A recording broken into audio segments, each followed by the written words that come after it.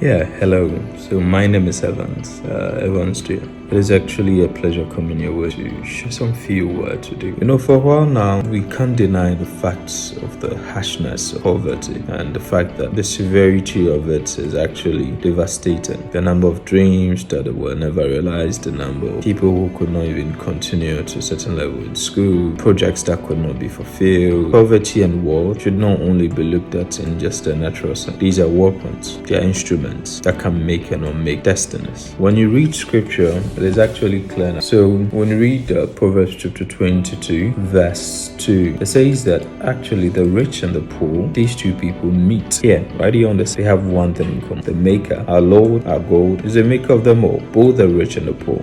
Both the rich and the poor. God is their maker. Now in verse 7, it says that for the rich shall rule over the poor, and the borrower is a slave to the lender, or the lender is a master to the borrower. What it means is that we cannot underestimate the power of wealth, of riches, of poverty. We need to understand that there is a matter of master and slave in here. So then you understand that poverty is actually being used as an instrument to enslave people. And whether you like it or not, you need to move yourself out of that slavery. I'm not there, and so many of us are not there, but together I can share this with you and you can help me. And then I can also help those who could, and together let's work and try and get there. So this evening I want to share with you something that has really improved my life and then the few friends and families that are around us. So I want to talk to you about the 5 levels of blessings, so stages of blessings. Now it is quite keen that we understand it from these angles because it will actually enhance our understanding, improve our perspectives, and eventually our direction and our actions would be influenced positively. So I want to share with you a scripture from Genesis chapter 26 and talks about Isaac, 26 verse 1 to 13. So the Bible says that there was a famine, a very harsh famine in the land. And Isaac wanted to move down to Egypt where he thought it was better, but then the Lord asked him to stay. So he stayed there. When you move down to verse 12, Bible says he actually sowed that year during that famine and then he reaped 100-fold. The Bible says Isaac became rich and he continued to be rich until he became exceedingly rich. Now there are these 5 levels of blessings that I want us to discuss together.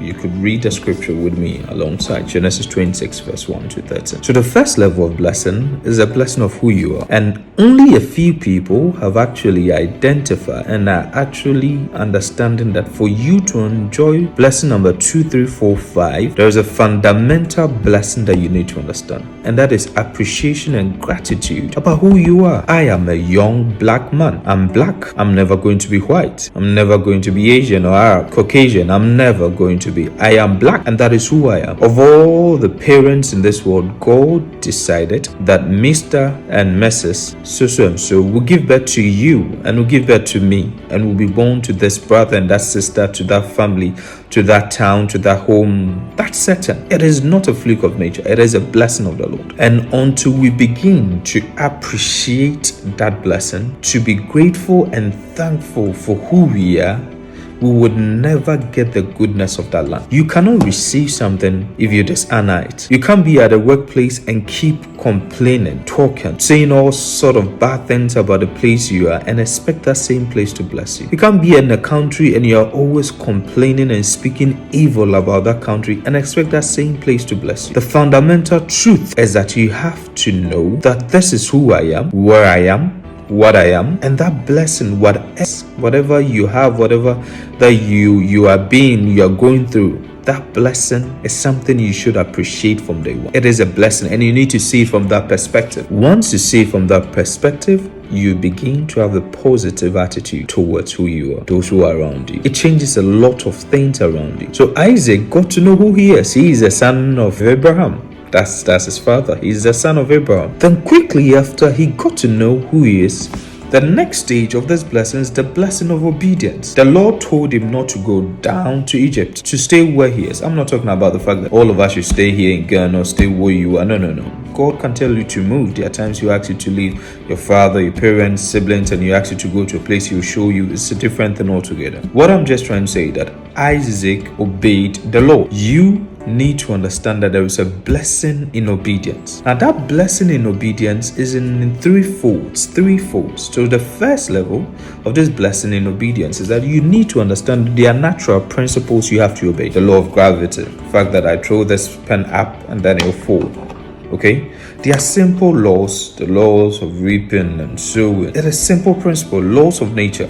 You'd have to know them, you'd have to live with them, and you have to understand them. And then there's principles of human coexistence. The fact that you are living with other people, that you are not envious of other people, that you don't look down on other people, that you do not insult other people, that you do not let other people become embittered because of you, that you do not cheat, and that you do not commit fraud and steal from people, you kill, you do all those. So that law is also there.